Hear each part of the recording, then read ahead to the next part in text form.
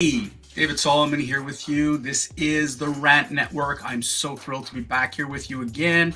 My friend Stuart and colleague is out on assignment. Yes, he's out on assignment yet again, and he'll be back here in his usual spot from beautiful Florida next week. For those of you who are new to the Rant Network, we want to welcome you, or at least I do. I would love to welcome you to the Rant Network. It's a podcast that is hosted by myself and Stuart Pascal, where we bring you simply unfiltered, uncensored conversations on a wide range of topics. This is a live podcast. We don't edit.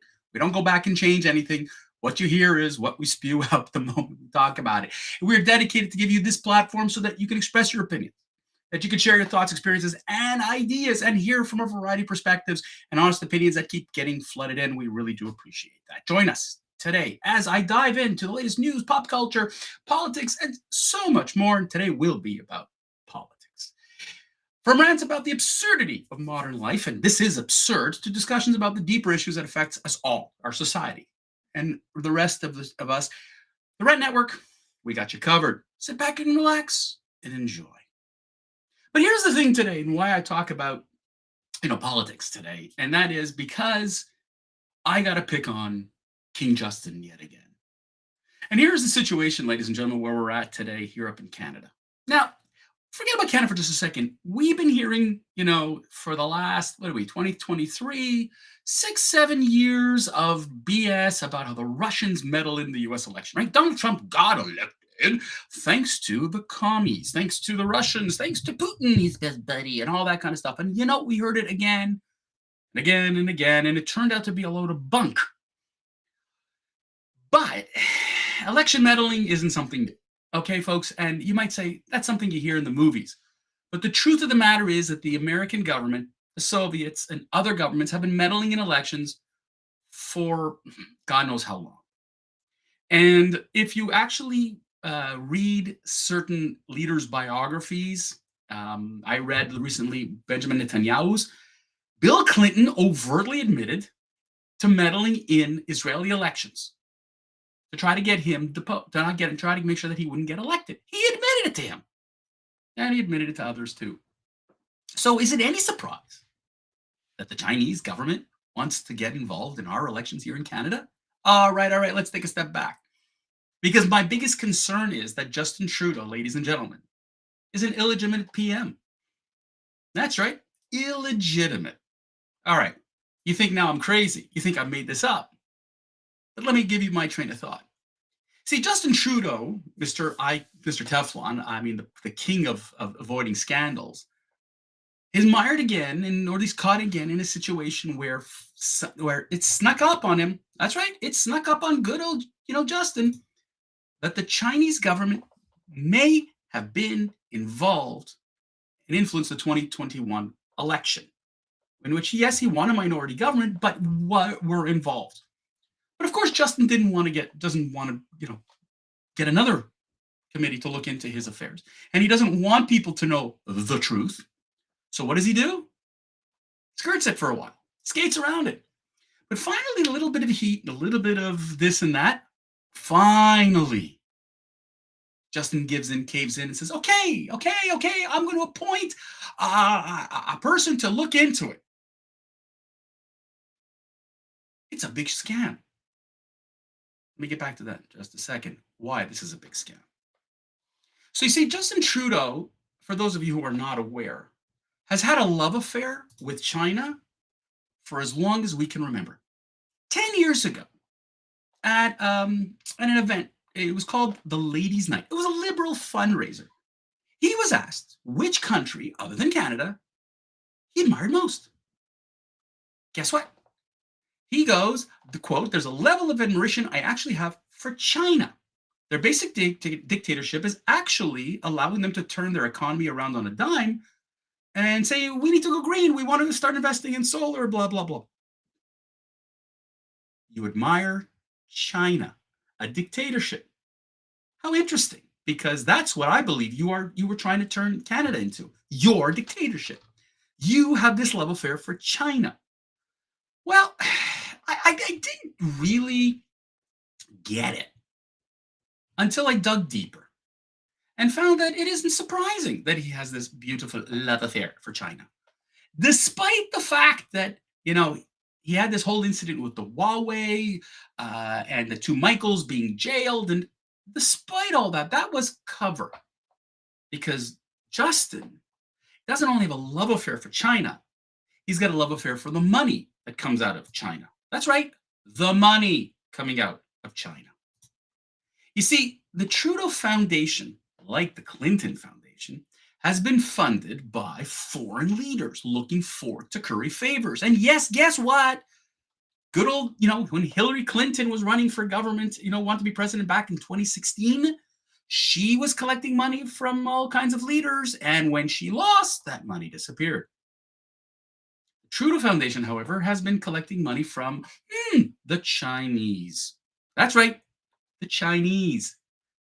And it's unbelievable that, how many billionaires have been putting money in the Trudeau Foundation. So, the crazy thing, and CSIS found out that Chinese billionaire Zhang Bin donated $1 million to Trudeau-related causes, after which he would be reimbursed for the amount.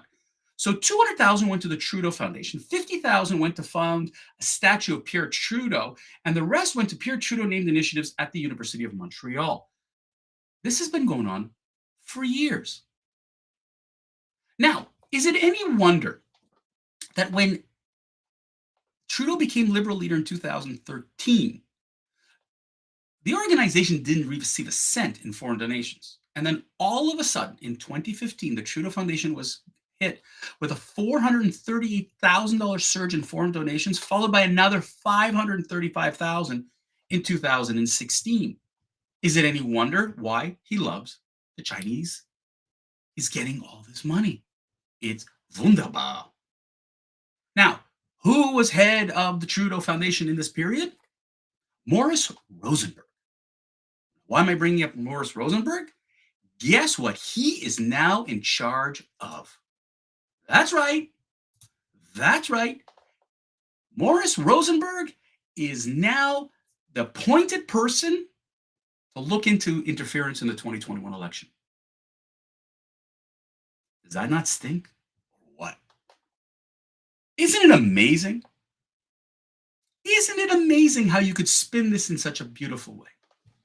Now, you could say that this is the conservative government once again throwing scandals and making up scandals.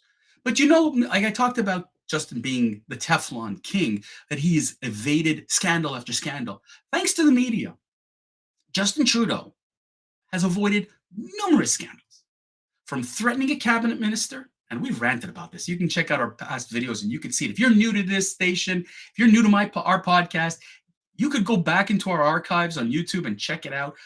I've been ripping on Justin Trudeau about how he gets away with murder, from Aga Khan to throwing out over SNC-Lavalin a cabinet minister, a phenomenal cabinet minister, to blackface, to you name it. Here, Justin's hands have been caught in the kitty. But what does he do? Deflect. This isn't about me, people. This is about the Conservative Party making up bullshit. Really? Wow. I don't know if that's entirely fact, what you're saying, Mr. Trudeau. I mean, he claims, first he claims that there was no interference. And then he goes, okay, let's take a look into it. So what happened? What do we mean by interference here? So let me give you an example, all right? Kenny Chiu was elected as a Conservative MP in BC, British Columbia. And half the residents there are of Chinese origin. And he defeated a former, a Liberal incumbent. And for a Conservative to win in BC is a big deal. It's a very socialist-leaning type of folks. But he lost the same seat in 2021. How? He criticized the Communist Party, the Chinese Communist Party, numerous times. He didn't like what their policies are, and he stood up for more Canadian values than anything else in Chinese values. And he introduced a bill proposing a registry of foreign assets in order to combat election interference and influence peddling. Lo and behold, apparently during the 2021 election campaign, many posts on WeChat, which is the Chinese version of of a social media channel because they can't use Facebook and they can't use Twitter and they can't use it. So they have WeChat. Claimed that the bill would oppress Chinese Canadians. The post spread among the constituents and were replicated by Chinese state media. Unbelievable. 9 conservative MPs believe that they lost their seat thanks to this type of interference by the CCP. Trudeau's standing there going, I don't buy it. But CSIS, the Canadian Secret Service here, has been saying to the Canadian government, good old Justin, that there has been, that they agreed with Chu. But it was completely brushed over. Rosenberg didn't even give a crap about it. Basically, a couple lines were thrown into it, and who cares? It's a nonsensical non-issue. 9 conservative MPs likely lost their seat because of that. That would have made a big difference in this last election where the Liberals won a minority government. The CCP, ladies and gentlemen, is in Canada. We've seen numerous situations here where they've had police stations, they're using threat, they're influence peddling, you name it. The Chinese Communist Party has a presence in Canada. And instead of dealing with this, instead of being serious about it, Justin's avoiding it. I mean, listen, this is the guy who went to China in 2016 and was treated like royalty. He loved it. He loved it. So why would Justin turn his back on the Chinese government? Of course he wouldn't. Of course he wouldn't. But it would just seem that good old Justin, pardon me, has once again got his hands caught in the cookie jar. Will this finally be enough? Will this finally get the media to wake up that Justin is a corrupt leader, a megalomaniac who wants dictatorship in Canada, who loves and admires China, who talks from both ends of his mouth? Is this the kind of individual we want? And I'm going to tell you that I'm going to allege that back when Stephen Harper in 2015 was running for prime minister, with 3 weeks to go, Stephen Harper had a big lead and lost the election within 3 weeks. And I'm questioning, did the CCP even back then get involved in our election? Did they challenge someone? Did they corrupt? Did they spread? Did they pay for something? I'm really curious. Now, CSIS hasn't gone that far back. They said it was 2021. But I'd be curious to see if Justin Trudeau had help from the Chinese to win an election, to cheat. That's right, to cheat. Which is why I'm challenging whether Justin Trudeau is an illegitimate prime minister, that he won the seat as prime minister with foreign influence. If that were true, I wonder, is this enough to finally shine the light on Trudeau's illegitimacy, his corruption, his desire to be like his father, to sit on the throne of Canadian politics in perpetuity? His father sat for many years. Is he using China to ensure his legacy? I wonder. And I wonder, ladies and gentlemen, if Justin Trudeau is not the illegitimate prime minister, thanks to the CCP. That's it for today's, ladies and gentlemen. Thank you so much for tuning in. Really appreciate you listening into the Rant Network. We hope you enjoyed this rant and maybe a little bit of valuable insight and thought. And maybe it'll get you to start thinking and asking your friends, Justin, the real prime minister? We appreciate your support and hope you join us again next time for more thought-provoking conversations. We're here every Monday, Wednesday, noon Eastern, live. Please join us. If you can't, check us out on YouTube. Check us out on our soon-to-be-relaunched website. In the meantime, don't forget, follow us on social media. Share your thoughts. Remember, we're always interested to hear from you. Thanks again for listening. Until next time.